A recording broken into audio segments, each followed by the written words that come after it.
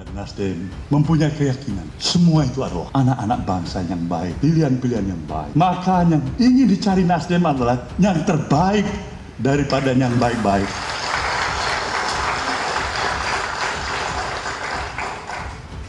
Inilah kenapa akhirnya Nasdem melihat seorang sosok Anies Rashid Baswedan.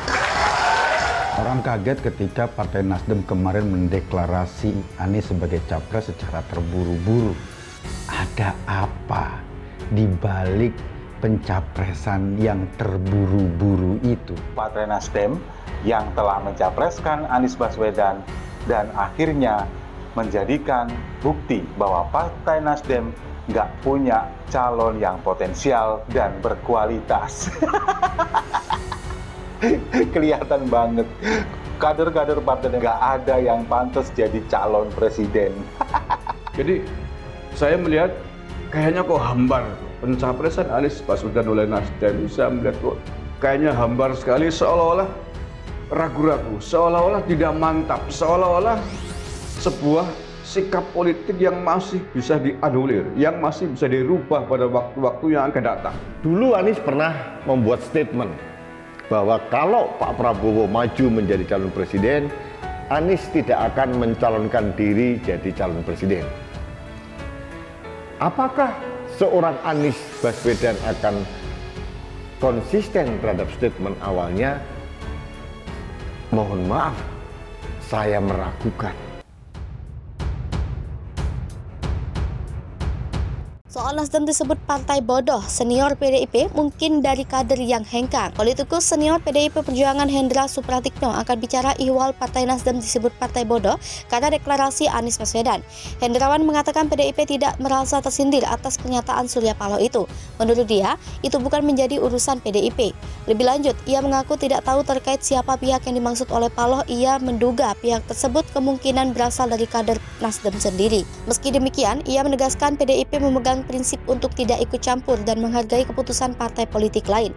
Sebelumnya, Ketua Umum Partai Nasdem Surya Paloh menyebut ada pihak yang menganggap parpolnya sebagai partai bodoh karena mendeklarasikan Anies Baswedan sebagai capres untuk Pilpres 2024. Paloh menuturkan ada pihak yang menganggap Anies sebagai tokoh yang tidak populer sehingga dikhawatirkan membawa pemikiran yang bertentangan dengan di atas komitmen kebangsaan. Menurut Paloh, beberapa pihak juga ada yang mempertanyakan eksistensi parpolnya sebagai parpol nasional. Ia menegaskan keputusan Nasdem mendeklarasikan Anies adalah salah satu pihak terbaik. Atas hal ini, ia meyakini mampu merebut kursi kemenangan di pemilu 2024. Menyoal dugaan perkara hukum Lukas NMB, sengkarut korupsi politik dan menguji nyali KPK. Berdasarkan data Komisi Pemberantasan Korupsi, tak kurang sudah 176 kepala daerah tersandung permasalahan hukum. Terakhir dan saat ini sedang ramai dibicarakan masyarakat adalah Gubernur Papua Lukas NMB.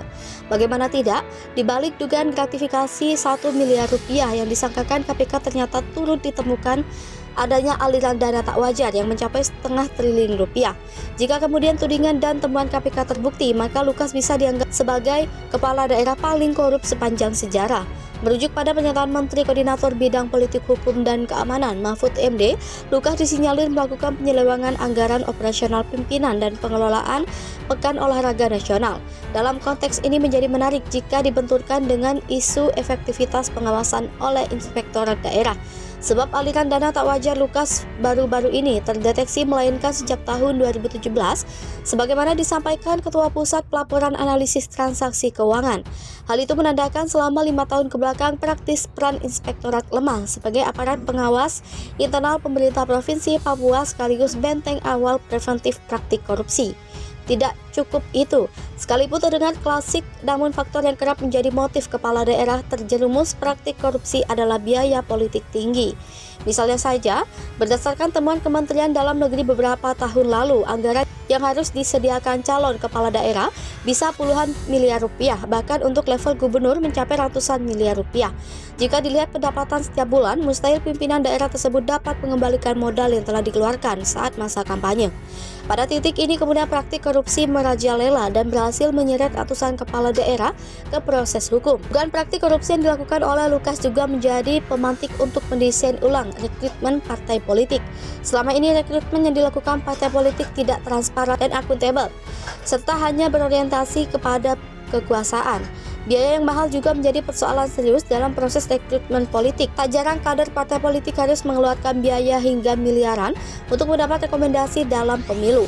Mereka yang telah melewati proses transaksi haram tersebut pada akhirnya tidak lagi memikirkan kepentingan publik saat menjabat, melainkan berfokus pada cara-cara agar bisa mengembalikan modal fantastis yang telah digelontorkan di awal. Proses yang demikianlah yang kemudian menjadi akar dari praktik korupsi. Rekrutmen politik semestinya sejak awal menitik beratkan pada kapabilitas serta nilai-nilai integritas dan anti korupsi. Proses rekrutmen yang transparan dan akuntabel sejak awal penting untuk mendukung fungsi partai politik berjalan dengan baik. Menyangkut perkembangan penandatanganan perkaranya sendiri, Indonesia Corruption Watch memiliki catatan khusus.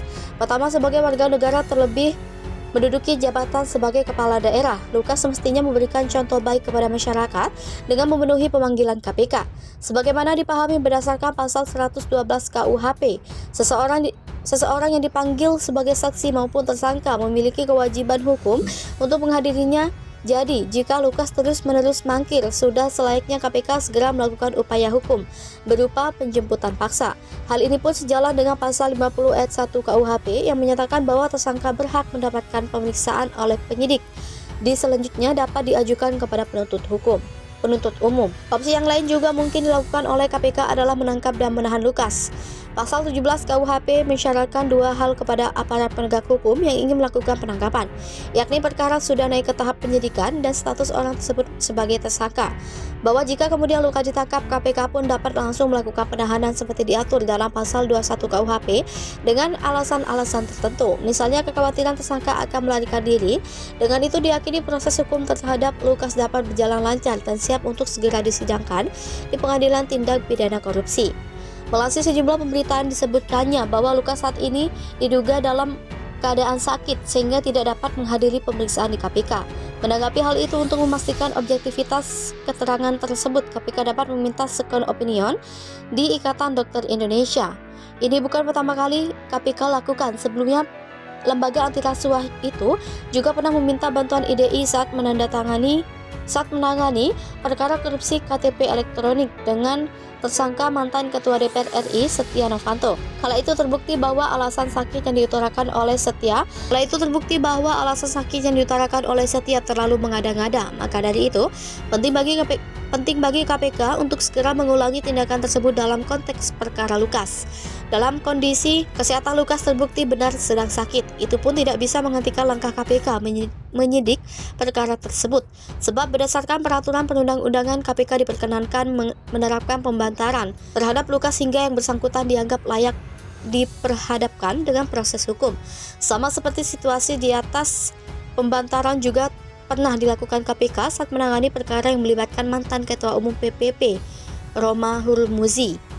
Kedua, penanganan perkara yang diduga melibatkan Lukas harus menitik beratkan pada pengambilan aset hasil kejahatan. Perkembangan terkini merujuk pada pernyataan pimpinan KPK, Alexander Marwata, Menko Polhukam dan PPATK. Lukas diduga terlibat dalam dua kejahatan sekaligus. Di antaranya tindak pidana korupsi berupa gratifikasi dan pencucian uang. Dua delik ini terbilang mudah karena pembuktian sebab turut mengatur mekanisme pembalikan beban pembuktian. Sederhananya, seluruh sangkaan atau dakwaan KPK, kewajiban untuk membuktikan adanya aliran dana tidak wajar bukan berada pada ranah penuntut umum, melainkan terdakwa sendiri. Sederhananya, jika terdakwa tidak bisa membuktikan penerimaan itu didapatkan dari hal wajar, maka aparat penegak hukum melalui putusan pengadilan dapat langsung merampas aset-aset tersebut. Partai Nasdem ingin cawapres Anies Baswedan tokoh non-parpol, sinyal untuk Andika Perkasa. Wakil Ketua Umum Partai Nasdem Ahmad Ali menyebutkan bahwa Partai Nasdem menginginkan pendamping Anies Baswedan sebagai cawapres dalam Pilpres 2024 merupakan tokoh non-partai politik. Keputusan ini menurutnya bisa menciptakan agar koalisi tetap stabil dalam menghadapi Pilpres 2024 mendatang. Dikutip dari wartaekonomi.co.id, jaringansuara.com, tokoh non-partai yang akhir-akhir ini dekat dengan Anies adalah Panglima TNI Jenderal Andika Perkasa. Menurut penjelasan Ali, Nasdem memberikan kesempatan kepada orang-orang yang bukan kader partai politik, tentunya dengan kompetensi dan integritas untuk maju pada Pilpres nanti. Hal itu seperti saat Nasdem mengusung Anies yang notabene akan merupakan kader parpol. Lebih lanjut, menurutnya Nasdem ingin menyampaikan bahwa tak selamanya kader parpol yang berhak maju sebagai presiden. Sementara itu, Ali juga menyampaikan bahwa saat ini komunikasi dengan Partai Demokrat dan PKS masih terus berjalan meski hingga saat ini belum ada keputusan lantaran masih proses menyamakan visi dan misi.